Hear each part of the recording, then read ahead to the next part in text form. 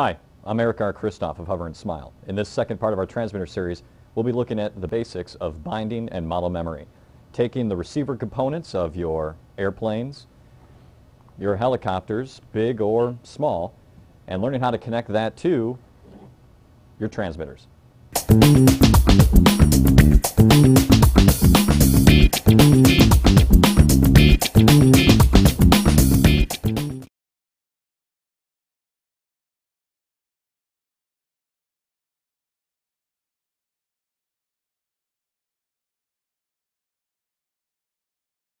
Binding is the process of linking your transmitter and receiver together. Each transmitter and receiver has its own unique identifier code called a GUID code for Global Unique Identification. It's these codes that allow the receiver and transmitter to talk to only each other and not a different transmitter or not a different aircraft. For example, this stock transmitter that comes with the P-51D Micro Mustang Flyer, I have currently bound to my MCX. I'm not that good with the landings while I'm looking at a camera, but suffice it to say, I was able to bind it just by simply following the instructions on the back of the transmitter.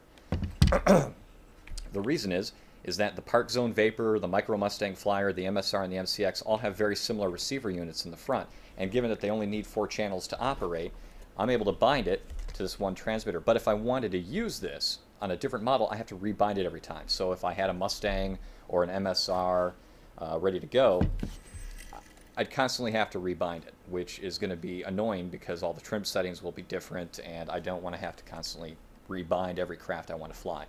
That's where the model memory comes into play.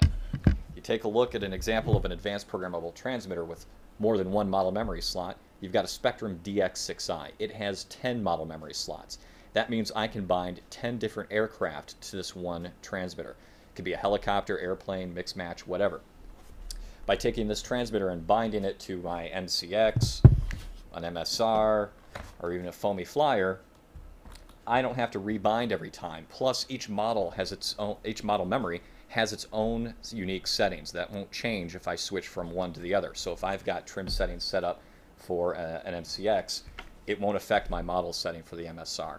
So what we're going to do is we're going to cover binding to the 2 example transmitters we have, and although binding will be different for Futaba or JR or Spektrum transmitters, the process in general, the idea behind it is the same. We will be creating model memory slots for the DX6i to bind it to an MSR, and we'll bind an open model memory slot on the DX7 to a foamy flyer. So let's set that up now. Here we have a zoom in of our Spektrum DX6i. We're going to create an open model memory slot for our Blade MSR and get it ready for binding. I've turned on my transmitter and you'll see that I'm currently set up on Model 8, which is a blank slot defaulting to an airplane. So I'm going to enter my menu by clicking the thumb wheel here. We're going to model select and make sure that we're on Model 8. There's nothing currently bound here. We didn't enter a name into it or anything like that, so I know that one's good. Selecting this will download that model memory slot into your current working set, and that's what we've got. We'll scroll all the way down to Setup List. Here we'll choose the model type. We want this to be a heli, so we'll click in for heli. Go back to the list. You'll want to generally do that first because that can wipe out other settings if you change between helicopter and aircraft. Our model name, of course, we're going to just scroll down, click, select, scroll through a bunch of numbers and letters, and find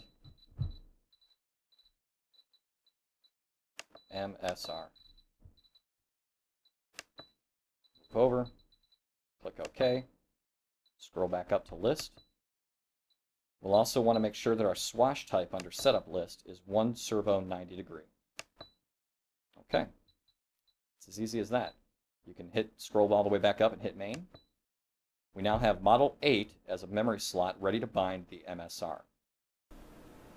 Here we have a DX7. Let's go ahead and create an open model memory slot to bind our foamy flyer to, which is going to be a 4-channel aircraft.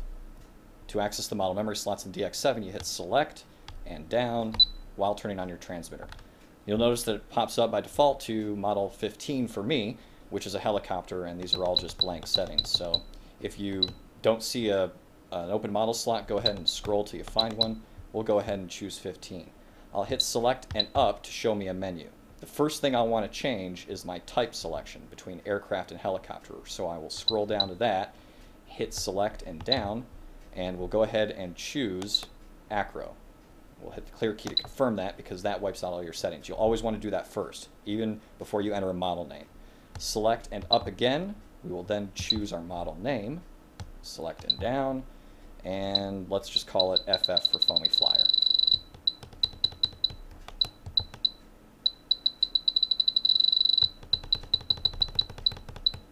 Okay, now that we've had that selected, select and up. You can see the other options on the menu. We won't really worry about these in detail right now because we're really just trying to create an open model memory slot. So with that in mind, I'll go back to the model selection, make sure that I'm on model 15. It's now acro and FF.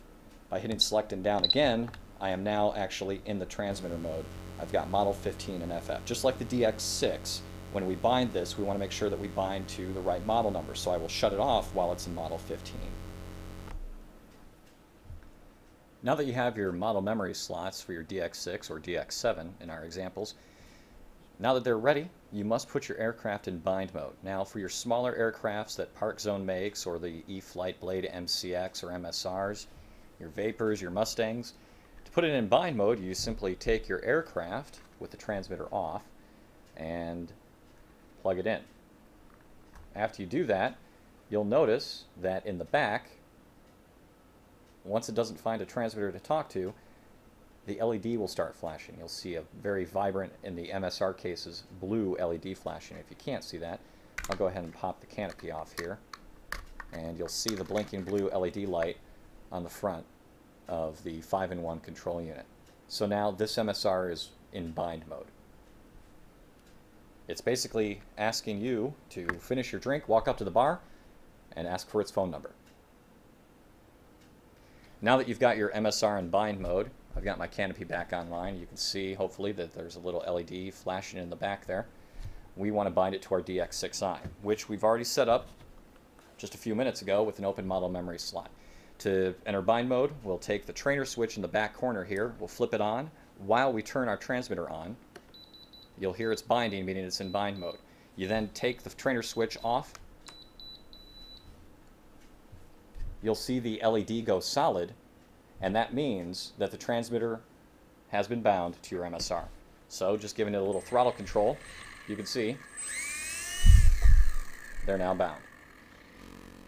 Now just remember that once you've bound an aircraft, that if you want to not put it in binding mode again, you must always put your transmitter on first and then plug in your aircraft. Otherwise, you're just going to put this guy right back into bind mode. Now I wanted to give another example of binding for receivers that are larger than those small 5-in-1 control units located on an MSR or an MCX. This is your standard Spektrum AR6110E Park Flight Microflyer receiver. You'll see receivers like this or similar ones to it in your Blade 400 or your CP Pro 2 or your Blade CX3. To set this into bind mode, I actually need a bind plug, which typically comes with your receiver. Now, for Spektrums, we insert that into the battery channel before supplying power to any of the circuits. So I'll go ahead and insert that. Then I'll supply power to the circuit, and you'll see that we now have a rapid blinking light here. Hopefully you can see that well enough. You can see this blinking, and that means with the beep, he's entered bind mode. So now, by taking my Spektrum transmitter, pushing that button in the very back while turning it on, then letting go of the bind button, give it a few seconds and they'll negotiate. The blinking goes off and the light goes steady. Now if I move my right cyclic, you can see I'm having control of the servos with my transmitter. I'll then remove the bind plug, take power off the circuit, and now consider myself bound. Besides binding the same transmitter to multiple receivers, I can also bind the same receiver to different memory slots in a transmitter. Why would I want to do this? Well, consider the case of these foamy flyers. I don't have a lot of receivers spare, so I may switch the receiver from this craft to this craft on occasion.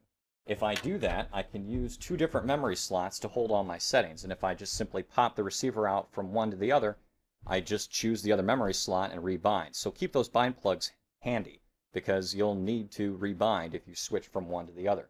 However, it still beats carrying around 2 transmitters. Just remember that when you're binding, the aircraft is turned on first with a bind plug turned in, or with one of the smaller units, just your battery. Then the transmitter is put into binding mode, the 2 communicate, bind, then you can remove your bind plug, or with smaller units, you don't have to remove anything, and go ahead and fly. But when you're not binding, the transmitter is always the first thing to turn on, and regardless of whether you're binding, it's always the last thing to turn off. I'm Eric R. Christoph of HoverAndSmile. Thanks for joining us on part 2 of our transmitter series, Binding and Model Memory.